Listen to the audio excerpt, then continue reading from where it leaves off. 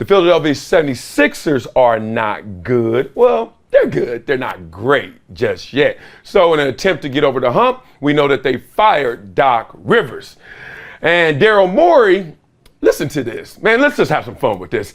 Says he's, quote, taking a careful approach in the coaching search and will not allow players to have a say. Okay. You know me. One of the things I used to love about doing the media, sports media thing, is I would break the fourth wall, or any subject matter, I would just stop down and be like, did y'all just hear that? This dude said they're taking a careful approach. What were y'all doing before? Like, was it not a careful approach? Like, I hate when people state the obvious. To me, it always states how insecure you are about what you're talking about. That's like me saying, y'all, hey, I'm a man. I'm like, dog, you okay? Like, you sure you feel as strong as you sound? Oh, I'm big. Like, dog, I see all of this. It's okay. So when someone states the obvious, I always question their ass. So Daryl Morey is now taking a careful approach with his non-championship winning GM ass. You know what I'm saying? Like, he was a great GM. You got to give him that. Behind the Spurs in his 13 years with Houston with the most wins, Houston was tilting with James Harden and Daryl Morey.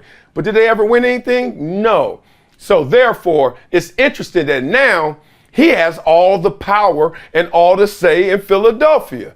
Talking about your ex now trying to flex. You're like, dog, like you ever happen to you go somewhere, you broke up with her. And then you see her out and she's stunting, and you're like, dog, that ain't hurting me because I let you go. So it's weird that now he's in Philadelphia with James Harden, who he says he still wants to keep, obviously, but also is putting Embiid in a role where I don't want to hear what you got to say.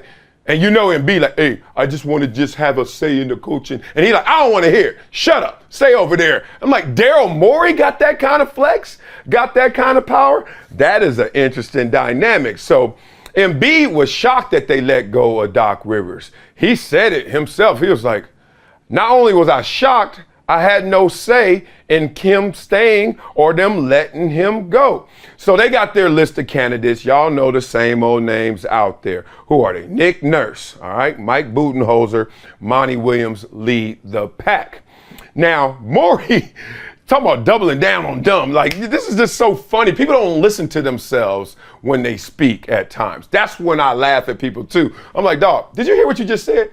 Because so many times when you're having human interaction and conversation now, people are only just waiting to speak. They're not listening. You ever been in that conversation where all they're doing is waiting for that opportunity to jump in and say more instead of just listening to what they just said or what you just said? So here we go. He says, we're taking a careful process with the coach.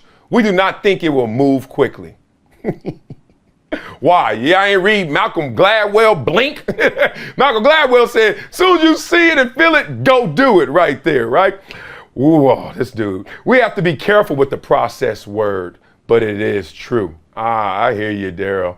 Daryl is over there flexing right now because he has all to say. He has the MVP there, and he has a former MVP and his guy in James Harden. My question for you guys is this process going to work for the Sixers? Are they going to finally get over the hump? And should Daryl Morey have all to say? You got an MVP, you got another former MVP, and you got other people on staff that I'm sure needs to get some intel to this conversation. Because if it's all on Daryl Morey, the proof is in the pudding.